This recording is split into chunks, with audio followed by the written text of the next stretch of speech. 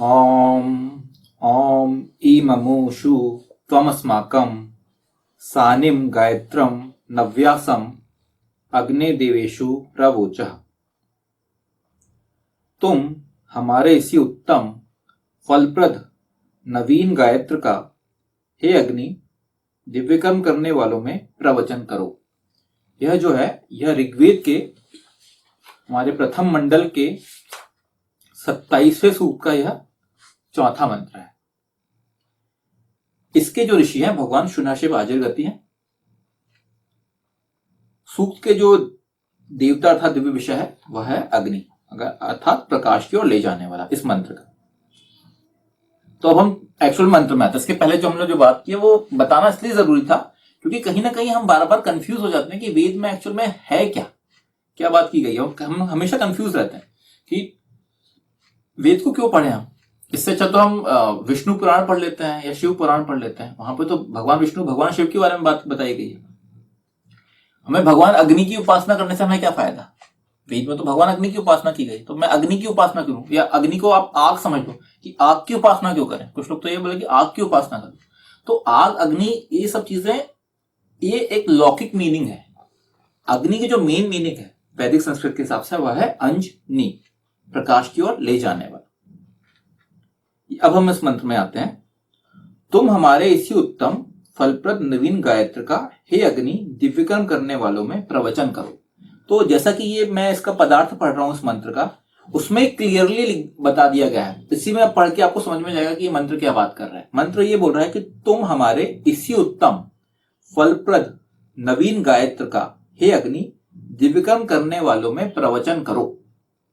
मतलब क्या, पहली बात तो जो ये मंत्र है मतलब यहाँ पे ये ईश्वर ये बोल रहा है कि गायत्र से मतलब यहाँ पे ये लिया गया है जैसे कि पूरे सूक्त का जो इस मंत्र का जो आप ये बोलेंगे क्या छंद जो बोलेंगे वह है गायत्री छंद। तो इसलिए आप देखेंगे कि वेद मंत्रों को कई जगह गायत्र बोला गया है। गायत्र मतलब क्या, वो वेद मंत्र जो गायत्री छंद में है तो उनको गायत्र बोल देते हैं कि गायत्र।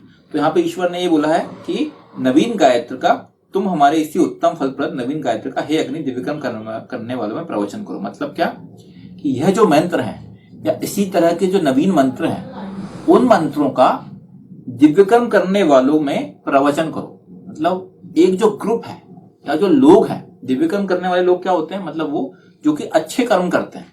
अच्छे कर्म करने वाले लोगों को हमें ये जो भी वेद मंत्र हैं, अच्छे वेद मंत्र हैं जो कि जिन वेद मंत्रों के माध्यम से आप लोगों को अच्छा बनने की तरफ प्रेरित करते हैं, उन वेद मंत्रों को आपको लोगों तक उनका प्रवचन करना है। प्रवचन करना मतलब उनको पहुंचाना है, उनको बताना है कि ये वेद मंत्र में ये बताया गया है, इसकी तरह से हमें आचरण करना है। ये वेद मंत्र ये बता रहा है। वेद मंत्र क्लियरली ईश्वर ने ये बोल दिया गया है कि आपको वेद मंत्रों का प्रवचन करना है।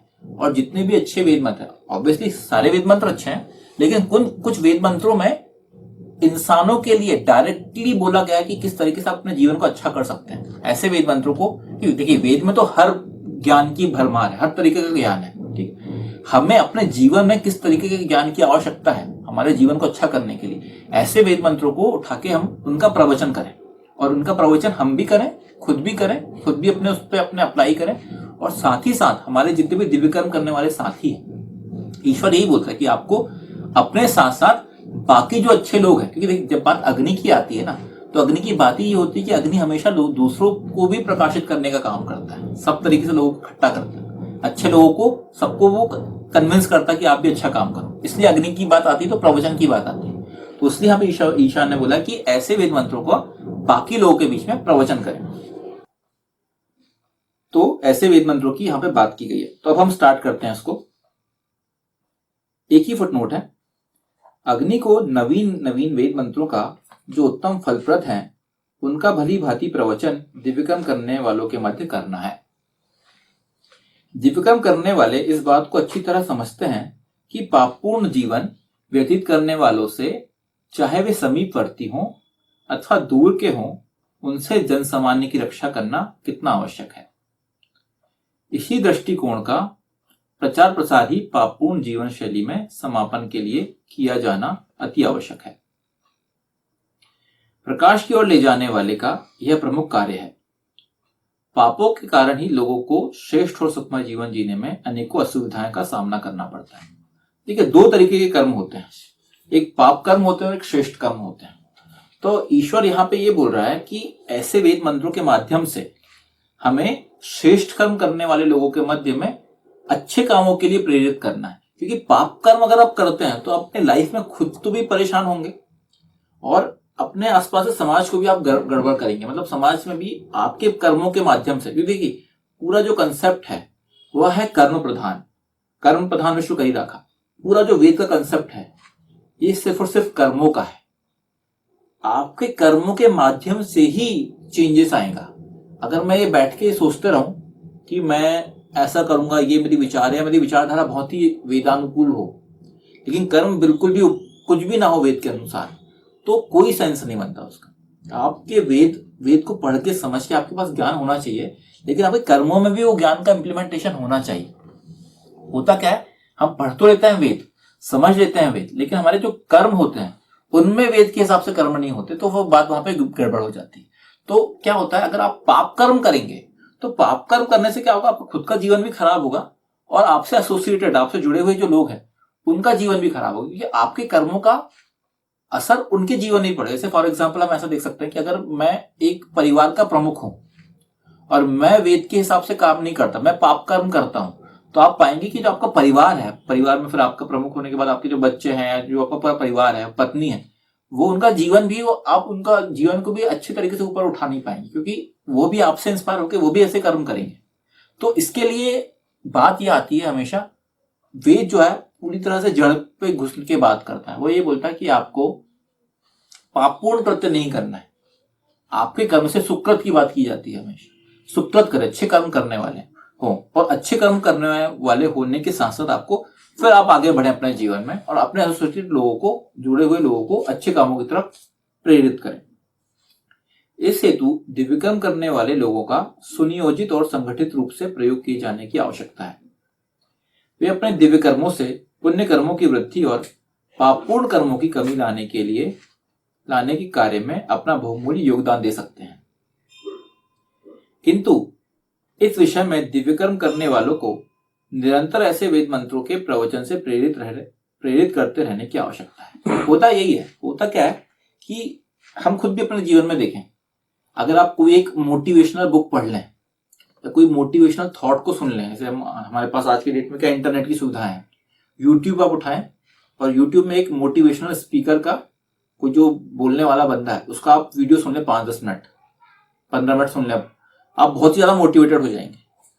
और मोटिवेट होकर शायद आप उस दिन अच्छा काम कर लें और उस दिन भर अच्छा कर लें, सुबह अगले दिन तक थोड़ा बहुत थॉट रहे, तो आप पाएंगे कुछ टाइम के बाद, एक दिन के बाद या अगले दिन सुबह उठे, वो सब जितने थॉट थे वो सब ऑटोमेटिक जीरो हो जाते हैं। तो क्या होता है, जो आप जो चीजें रिसीव करते हैं, जो थॉट आपको इंस्पायर करते हैं, जो रिसीव करते हैं, वह थॉट का जो ड्यूरेशन है वो बहुत कम टाइम का होता है। इसके लिए यहाँ पे बार बार रिपीटेशन की बात की जाती है। वेद क्यों बोलता है कि वेद में ही क्यों इतने सारे मंत्रों का रिपीटेशन किया गया, वो इसलिए किया जाता है कि आप चीजों को बार बार रिपीट करें, फिर से आप समझें। इसलिए हम क्यों बोलते हैं कि वेद को हम हर दिन सुबह शाम में वेद पढ़ना चाहिए, क्यों स्तवन करना चाहिए, क्यों वेद का पाठ करना चाहिए, वो इसलिए बोला जाता है क्योंकि आप हमेशा कनेक्टेड रहें, आप हमेशा इन चीजों से कनेक्टेड रहें।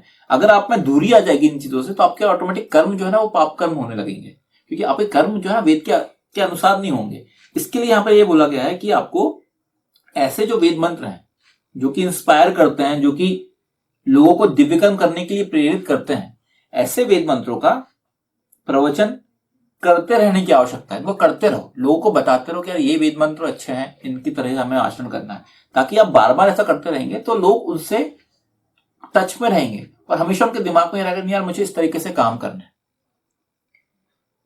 वेद का व्यवहारिक जीवन में प्रयोग करने हेतु ऐसे वेद मंत्रों का प्रचार प्रसार किया जाना आवश्यक है। वर्तमान समय में इस हेतु कहीं कोई कार्य नहीं किया जाता।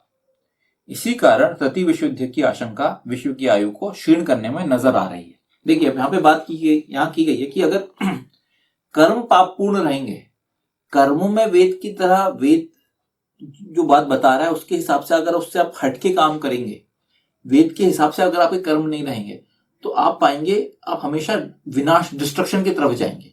आज की डेट में आप देखेंगे विश्व में दो तो बड़े बड़े इस समय युद्ध चल रहे हैं, और ऐसे छोटे मोटे युद्ध कहीं कहीं तो प्रेशर हमेशा, टेंशन की स्थिति हमेशा बनी रहती है। क्यों? क्योंकि लोगों की जो विचारधारा है उनमें कहीं पे भी शांति वाली चीज है ही नहीं, हमेशा डिस्ट्रक्शन की तरफ बात चली गई। आप पाएंगे विश्व को अच्छा बनाने के लिए काम कम किए गए हैं, विश्व को खत्म करने के लिए ऐसे बहुत सारे काम कर दिए गए हैं। आप पाएंगे कि जो आपके ये जो है अपना परमाणु जो अस्त्र बने, ये बने, इन सब चीजों से क्या हो रहा है? इन सब चीजों से आप सृष्टि को तो नाश कर सकते हैं, लेकिन सृष्टि को अच्छा करने के लिए क्या काम कर रहे हैं? वो कुछ नहीं है। तो डिस्ट्रक्शन की जो मेंटेलिटी है ना, जो जिस तरह से हम जा रहे हैं डिस्ट्रक्शन की तरफ, उसको समाप्त करने के लिए वेद की आवश्यकता है। क्योंकि वेद आपको शांति, पीस की बात करता है। वेद में हमेशा हिंसा की बात तो सबसे लास्ट में की जाती है।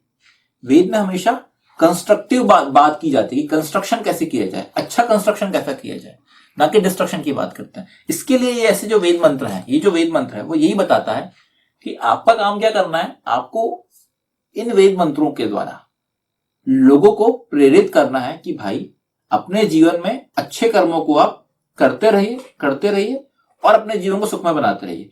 पापपूर्ण कृत्य करेंगे तो आपका लाइफ भी खराब हो जाएगा, और आपके लाइफ के साथ साथ आपसे एसोसिएट, आपसे जुड़े हुए लोगों का जीवन भी आप खराब ही कर रहे हैं। इसके लिए वेद के ऐसे मंत्रों की आवश्यकता है। और वेद ये मंत्र में यही बता रहा है, ईशान ने खुद ये बोला है कि ऐसे मंत्रों का आप प्रवचन करें। नवीन गायत्र का उत्तम फलप्रद मतलब क्या? ऐसे मंत्र के द्वारा आपका जो फल है वो उत्तम फलप्रद होगा। मतलब क्या? उनसे आपको अच्छा फल मिलेगा। अच्छा फल मिलेगा मतलब उनको अगर आप इंप्लीमेंट करेंगे तो आप पाएंगे आपके जीवन में जो उसका रिस्पॉन्स है वो चीजें भी अच्छी मिलेंगी। तो इस ओवरऑल इस बारे में ये बात की गई इस मंत्र में। तुम हमारे इसी उत्तम फलप्रद नवीन गायत्र का हे अग्नि दिव्यकर्म करने वालों में प्रवचन करो। ओम ओम इममुषु त्वमस्माकं सानिम गायत्रम नव्यासम अग्ने देवेषु प्रवोचः। ओम।